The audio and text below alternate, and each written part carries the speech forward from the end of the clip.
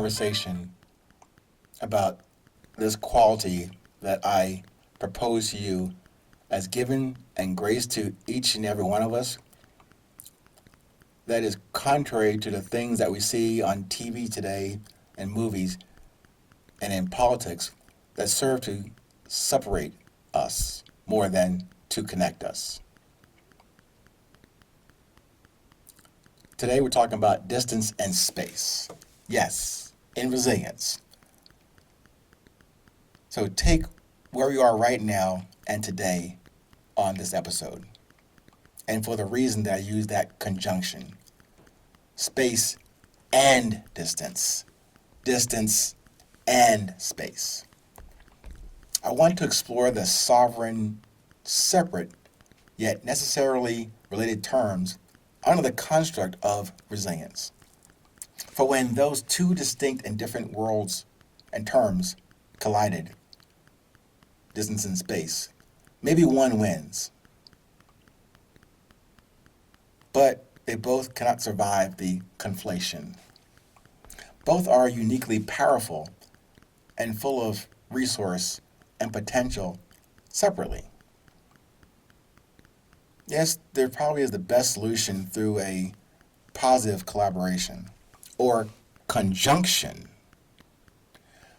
but not collapse into some amoeba of something else.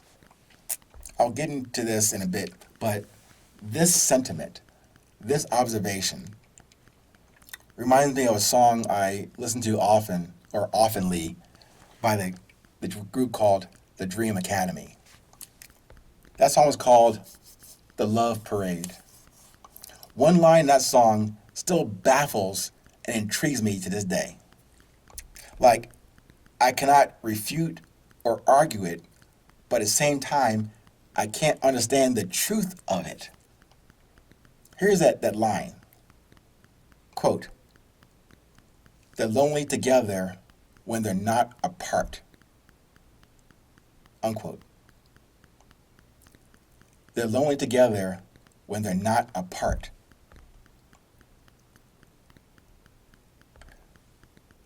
Let that sink in and roll around in your heart and your mind for a minute. How about the other way to look at that statement? Lonely together when they're not apart. Does that mean they are lonely when they are apart? Or not lonely together when they are not apart? Don't know.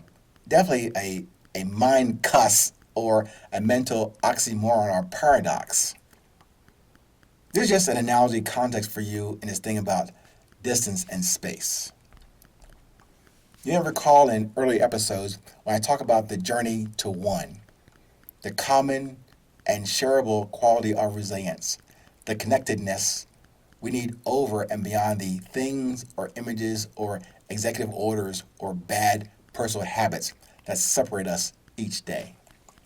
But to move forward and in that direction or personal and collective resilience. To do that, we must first have the awareness and the fullness and the appreciation of ourselves. Not to be haughty or arrogant or full of vanity. No. To commit to live, to learn, to love the purpose and message with the original voice given to each of us. So regardless of the trials, the tribulations, the deep eddies or tributaries that may impede our walk on this journey, and to not default to or give into the vices we learned because they were so easy to do. When we need to exert and decide to pursue our best courage over vanity. This is just a reminder on the core definition of the book, Resilience, the Beauty of Presence. Resilience defines to simply prioritize courage over vanity and arrogance. So, in any relationship with others and first with yourself, meaning you the human and you the spiritual, You must maintain and sustain both space and distance and never collapse those two into one entity. I know I have discussed the non productive perspective of duality in what you do, in your purpose and message. Almost like even with that sentence, purpose and message, they are definitely connected and related. Maybe like a yin and yang thing. But I see that those two terms as maybe the plan and the execution. Two separate activities related but not interchangeable. One and the other. Not or. Not despite. Not in spite of. You and the essence of you. What you are and who you are. What you appreciate and who you express. Your purpose and your message. All of you. Through the beauty of your presence.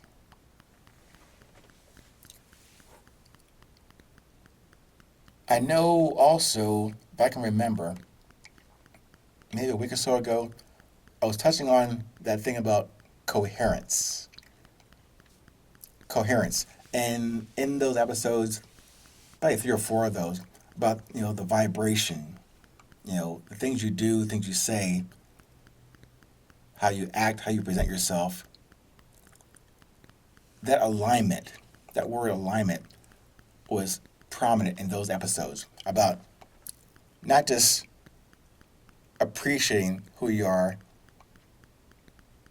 and I'm sure there are more than two aspects of you. I was talking today about this conjunction of two separate entities that should never be conflated into one. They rotate like a molecule, like an atom. Those parts that have to coexist and have distinct and defined purposes and messages for you to do what you do. So taking the physics analogy and putting it into this less defined and fluffy quality called resilience, it is about that conjunction. In this case today, the distance in space. Within you, all of you, to then you determine how you're going to prosecute this life, how you're going to accept and then express that love that I speak of often in these episodes.